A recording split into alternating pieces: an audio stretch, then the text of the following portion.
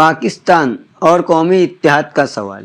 دوسری عالمی جنگ کے دوران جہاں تک عوامی جنگ کے نعرے کا سوال تھا، کمیونسٹ پارٹی سے جو بھی غلطی سرزد ہوئی وہ محاذبے کی نہیں بلکہ نفاذ کی غلطی تھی۔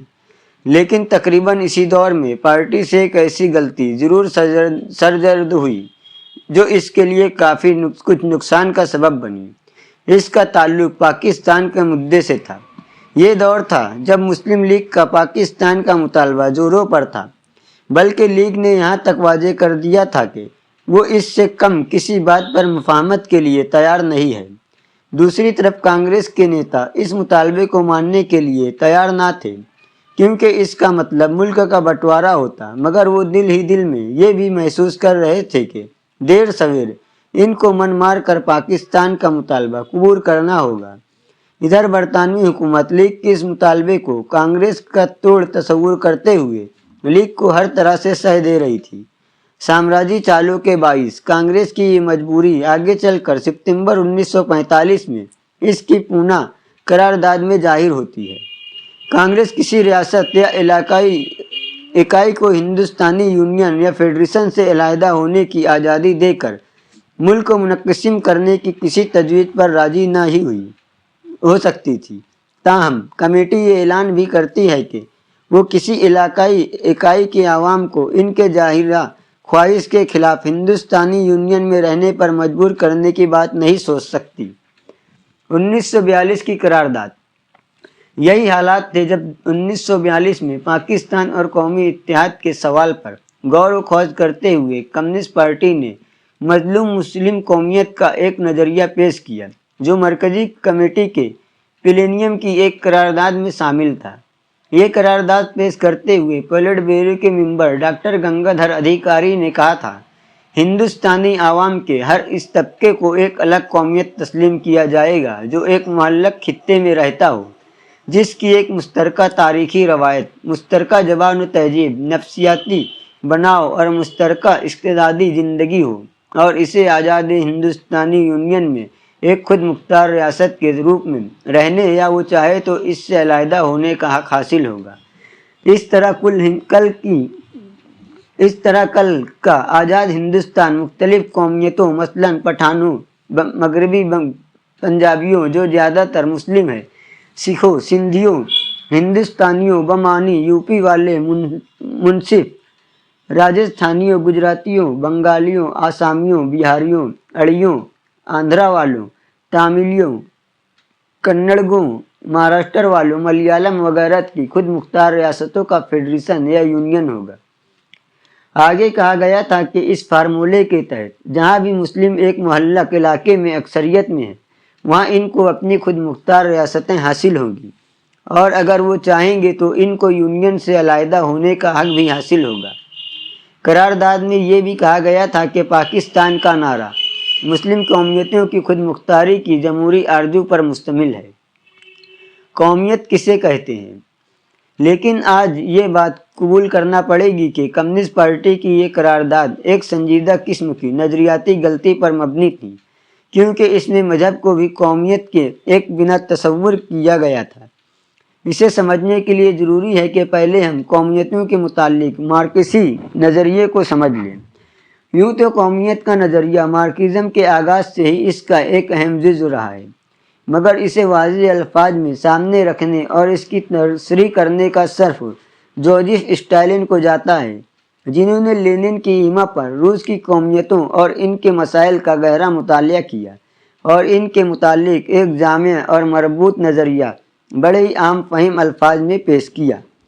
لینن نے اس نظریے کی تائید ہی نہیں کی، بلکہ 1917 میں سوویت سرکار کے قیام کے بعد اسٹالن کو بالخصوص قومیتوں کا کیسا کمیسار یعنی وزیر بنایا گیا۔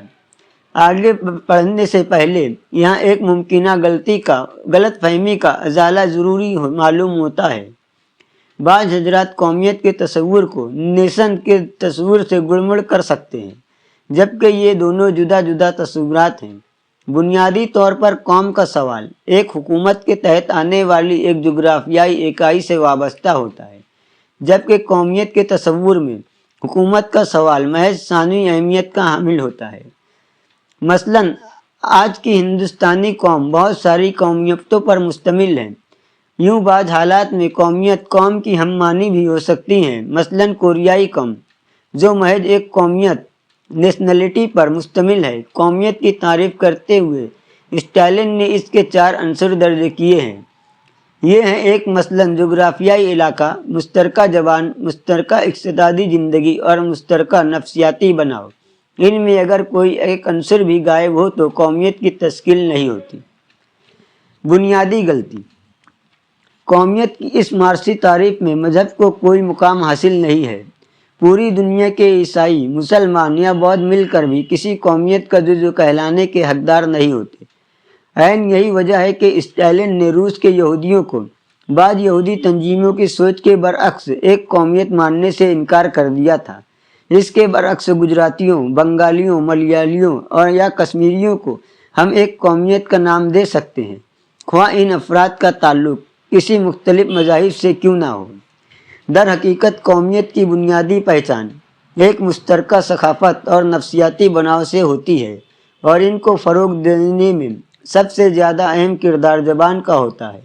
زبان کے بغیر انسان اور انسان کے مابین کسی پائیدار رابطے کا تصور ممکن نہیں، اور یہی سبب ہے کہ ثقافت کا ارتقاء زبان کے ارتقاء کے متوازی ہوتا ہے۔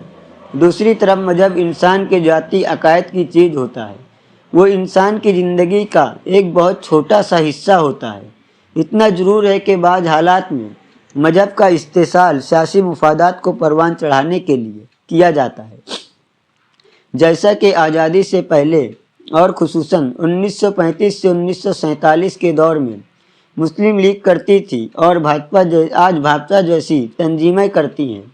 اتنا ہی نہیں، یہ بھی ممکن ہے کہ اس استحصال کے سبب اجتماعی زندگی میں مذہب کا رول اس قدر قوی ہو جائے کہ مشترکہ زبان اور مشترکہ ثقافت جیسے احساسات پیچھے پڑے رہ جائیں۔ مگر پھر بھی نارمل حالات میں انسان کا عمل مذہب سے نہیں، ان عناصر سے متعین ہوتا ہے جو قومیت کی تکمیل میں شریک کار ہوتے ہیں۔ ان حالات میں ہم سائنسی معنوں میں مسلم یا ہندو یا سکھ قومیت کی بات نہیں کر سکتے۔ پاکستان کے سوال پر کمیونسٹ پارٹی کی ستمبر 1942 کی قرارداد عین اسی اعتبار سے ناقص کہی جاتی ہے۔ خود مختاری کا سوال: پارٹی کی قرارداد میں مظلوم مسلم قومیت کے جن 3 الفاظ کا استعمال کیا گیا ہے، ان میں صرف قومیت کا لفظ ہی قابل اعتراض نہیں ہے، بلکہ لفظ مظلوم بھی بہت سی غلط فہمیوں کا باعث بن سکتا ہے۔ یہاں بھی اس لفظ کے ڈھیلے ڈھالے استعمال سے بچنا ضروری ہے۔ در حقیقت کلاسیکی مارکسی روایت میں خود مختاری کا تصور مظلومیت کی ہی صورت سے وابستہ ہے، اور یہاں یہ بات ذہن نشین رکھنی ہوگی کہ علیحدگی سیشن کا حق خود مختاری کے حق کا ایک محض جزو ہے۔ اگر کسی ملک میں کوئی بھی قومیت دوسری کسی قومیت کے ہاتھوں مظالم کی شکار ہے تو مارکسی نظریہ اس کے لیے خود مختاری کی حق کی پیروی کرتا ہے، جس میں علیحدگی کا حق بھی شامل ہے۔ روس میں انقلاب سے پہلے کے حالات میں بلشوک پارٹی نے اس کے لیے قومیتوں کی خود مختاری کا مطالبہ کیا تاکہ وہاں مجموعی طور پر روسی قومیتیں دوسری قومیتوں کا استحصال کرتی تھیں، اور یہ کوئی زبانی جمع خرچ بھی نہیں تھا۔ انقلاب کے بعد قائم ہوئی نئی سوویت سرکار کے اعلان کے ہی طفیل Poland, fun land, Lithuania, Latvia اور استونیا نے نئی سرکار سے آزاد رہنا قبول کیا، جبکہ جارجیا، یوکرین اور دوسری متحد قومیتوں نے نئے نظام میں شامل ہونے کو بہتر جانا۔ پھر 20 برسوں تک آزاد رہنے کے بعد بالٹک ریاستوں لتھوانیا، لاتویا اور استونیا نے فضائی خطرے کے مد نظر دوبارہ سوویت یونین میں شمولیت اختیار کی، مگر ہندوستان کی صورتحال روس سے اکثر مختلف ہے۔ آج کے دور کی باتیں کریں تو کیا ہم یہ کہہ سکتے ہیں کہ یہاں کوئی ایک قومیت کسی دوسری قومیت کے ہاتھوں استحصال زدہ ہے؟ نہیں، اس کے برعکس حقیقت یہ ہے کہ یہاں تمام قومیتوں کے محنت کش عوام مختلف قومیتوں سے نکلے بورژوا اور زمیندار حکمراں طبقوں کے استحصال کے شکار ہیں، اور عین یہی سبب ہے کہ قومیتوں کی خود مختاری کا نعرہ ہندوستان پر نافذ نہیں ہوتا۔ اس صورت میں خدشہ یہ بھی ہے کہ یہ نعرہ قبول کیا جائے تو یہ تمام قومیتوں کے مظلوم اور استحصال زدہ عوام کے اتحاد کو درہم برہم کرے گا۔ آزادی سے پہلے کی صورت بھی آج کی صورت سے کافی حد تک مشابہ تھی۔ فرق صرف اتنا تھا کہ اس وقت تمام ہندوستانی قومیتوں کے استحصال کا بورژوا اور طبقے خود بھی ایک سطح پر سامراجی استحصال کے شکار تھے۔ ظاہر ہے کہ مذہب کے نام پر قومیت کی تشکیل اور قومیتوں کی خود مختاری کی دلیل ایک سرے سے غلط تھی۔ کسی فرقے کے ساتھ ہونے والے بھید بھاؤ، زیادتی اور مظالم کو ان کا مقابلہ کرنے کی ضرورت کی تسلیم کرتے ہوئے بھی ہم صرف اسی بنا پر اس کے لیے خود مختاری کی پیروی نہیں کر سکتے۔ اس کے برعکس تمام مظلوم عوام کا جنگی اتحاد ان مظالم سے لڑنے کا سب سے کارگر اسلحہ ہے، جبکہ یہی اتحاد مسلم لیگ کے رہنماؤں کے لیے چڑ کا سبب ہوا کرتا تھا۔ پھر بھی اپنی سمجھ کے نقص کو پہچاننے میں کمیونسٹ پارٹی نے 3 سال سے زیادہ کا عرصہ گنوا دیا۔ اس غلط سمجھ کا نتیجہ تھا کہ پارٹی نے سکھوں کو بھی ایک الگ قومیت قرار دیا، جس کا یہ مؤخذہ خیز نتیجہ سامنے آیا کہ پارٹی نے مغربی پنجاب کے عوام کو ایک اور مشرقی پنجاب کی عوام کو دوسری قومیت گردانا، جبکہ مارکسی نقطہ نظر سے ان کو ایک ہی پنجابی قومیت کہا جانا چاہیے تھا، مذہب و ملت کی تفریق کے بغیر۔ تاہم یہ بات ماننا پڑے گی کہ زبان کی بنا پر صوبوں کی بعض تشکیل کا پارٹی کا مطالبہ پوری طرح درست تھا، کیونکہ کسی جغرافیائی خطے کی عوام زبان کے سہارے ہی ثقافتی اور نفسیاتی طور پر ایک اکائی کی شکل اختیار کرتے ہیں۔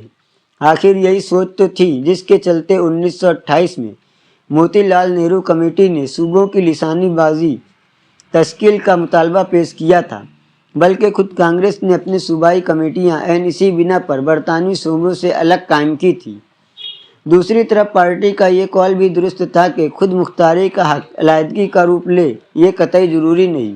اگر دو بھائیوں کو یہ حق حاصل ہو کہ وہ جب چاہیں مشترکہ کنبے سے الگ ہو سکتے ہیں تو ممکن ہے انہیں بھی بھروسہ ہو کہ ایک بھائی دوسرے کے ساتھ کسی قسم کی زیادتی کا مرتکب نہیں ہوگا، اور تب وہ مشترکہ بہبود کی ایک خاطر ایک ہی کنبے میں رہنا بہتر سمجھیں گے۔ بالآخر پارٹی نے 1946 میں اپنی سوچ کو درست کرتے ہوئے الگ مسلم قومیت اور اس کے علیحدگی کے حق کا نظریہ ترک کر دیا۔ پارٹی نے کیبنٹ مشن کو جو میمورنڈم دیا تھا، اس میں اس کے عقیدے کا اظہار کیا گیا تھا کہ ہندوستانی عوام کے بہترین مفادات ایک مشترکہ یونین میں رہ کر ہی پروان چڑھ سکتے ہیں۔ لیگ کی پسند ناپسند کا خیال ترک کرنا اس نظریاتی ترمیم کا لازمی نتیجہ تھا۔